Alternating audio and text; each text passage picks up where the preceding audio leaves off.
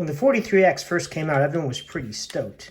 They're like, wow, a shootable Glock subcompact with a 10-round magazine. That's going to be a lot more controllable than the 43 just because of that longer grip. And 10 rounds, man, that's great. That really maxes out those limited states. Meanwhile, the Glock 26 has just been over here the whole time like, am I a joke to you? I've been a shootable subcompact Glock for 30 fucking years. And, I've been able to share holsters and magazines with my older brother, and I'm sure it just felt a little underappreciated.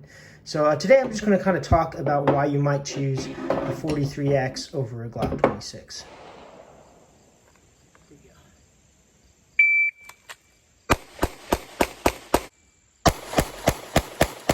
For those of you who don't know, the Glock 26 is basically a 17 or a 19 that they chop the grip on and chop the front end. So the middle dimensions, so to speak, are kind of the exact same as the every other double stack 9mm or 40 cal. The slide width is the same. The grip width is the same. It basically feels like a normal double stack 9mm Glock, it's just shorter, it's smaller. Now, funny enough, this may seem in the hand like a small gun, but it shoots more similarly to its larger brothers. This will be Jack Wilson on the 26. Sorry, one shot, 15 yards from the holster. Right.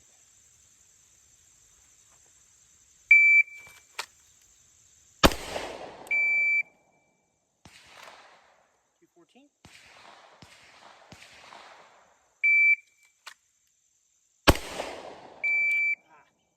Dropped it.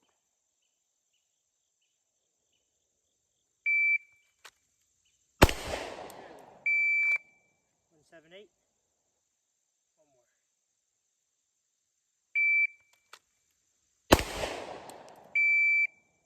178. 10 rounds, 10 seconds.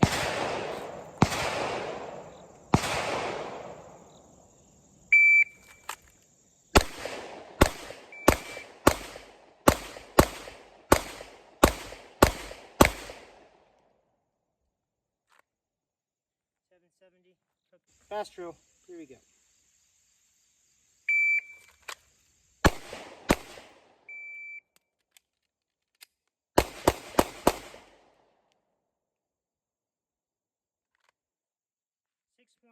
.40, and I shot it clean-ish. Actually, I have to check the footage. I thought I shot it clean.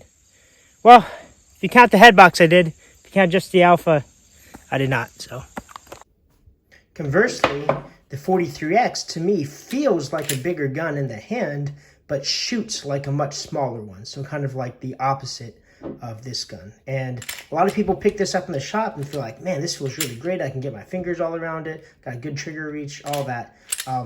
But out on the range, to me, this never felt as controllable as a full-size gun, as a 19 or 17, or even as this 26.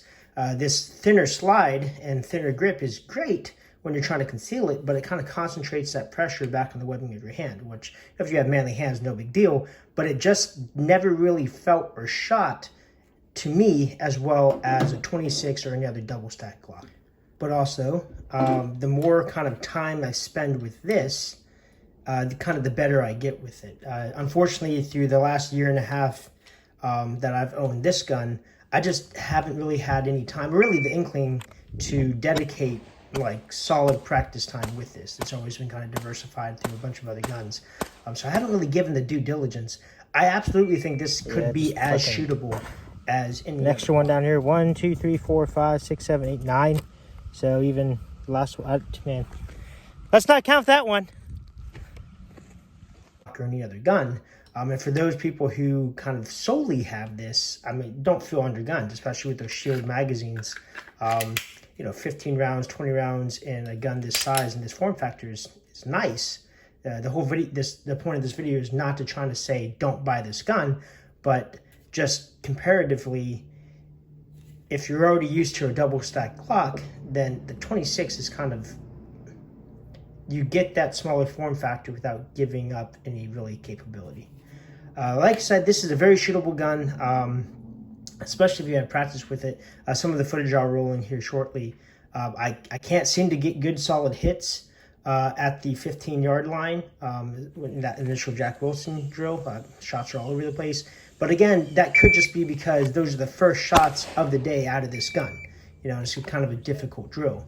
As you kind of see when I warm up to it and I start doing like bill drills at closer yardage, it kind of settles in and I start to shoot this a little more proficiently. But just say, if you already have a lot of practice time on double stack Glocks, you don't have to kind of, recalibrate to this gun, whereas you might have to do that if you're shooting this gun. There we go. 2.60. I don't know. Maybe I was just rushing there, but I actually made them with the other gun, so I don't know what to tell you. Should be the test, 10, 10, 10.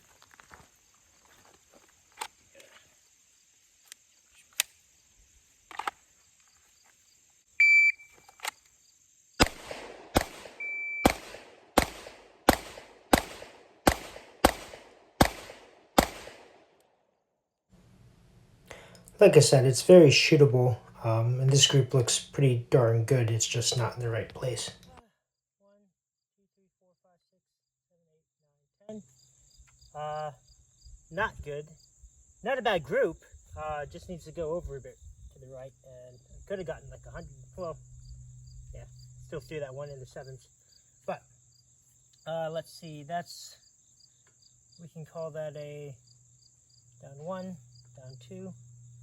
Down 3, down 4, 5, 6, 7, 8, 9, 10, 11, 12, 13, 14.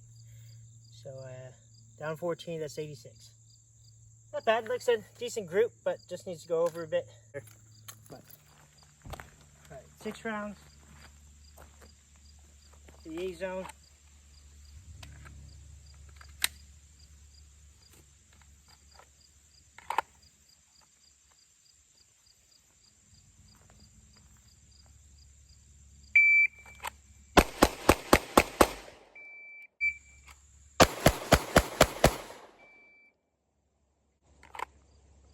246, fastest bill drill of the day for sure. But I dropped 2 into Charlie's, so 2 to the head box, 4 to the chest.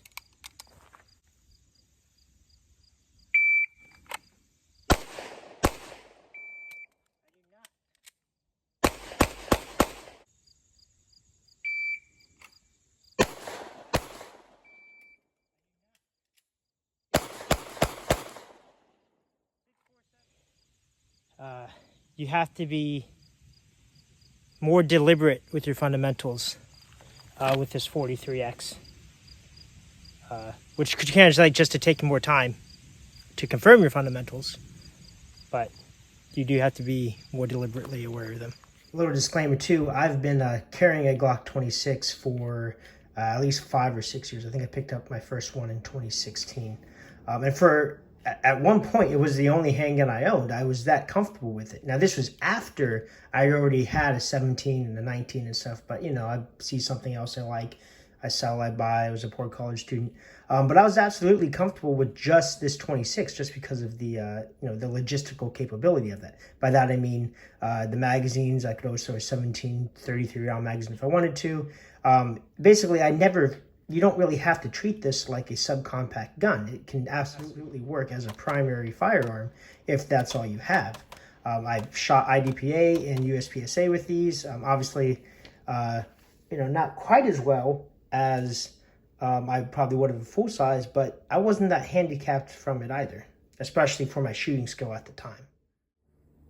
So I'm making this video to kind of consolidate my thoughts on both of these platforms, because I'm actually selling this one. It's going to a good friend of mine. I'm sure he'll be happy there. I'm sure he'll be happy with it. But I kind of want to just kind of consolidate why. And it's not because of shootability, although I do shoot this one better. Kind of already beat that horse till it's dead. It's mainly because of logistical reasons. If I travel to, outside of 2 hours from my home, I like to have 2 guns with me, especially if I have my wife with me. Something, again, not just to work as a backup, but if I have to separate from her, I can at least make sure that she's armed, and so am I.